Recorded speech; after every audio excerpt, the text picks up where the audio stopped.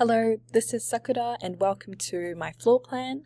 Let's begin from the front door. Now once you enter my front main entrance, you will immediately see a big television, my table and sofa.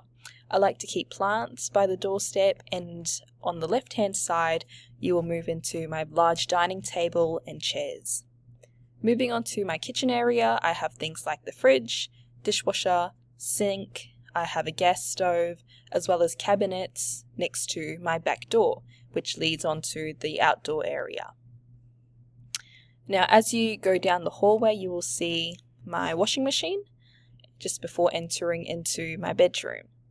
I like to have lots of windows, so I have windows on the right-hand side and directly opposite my working table and chair.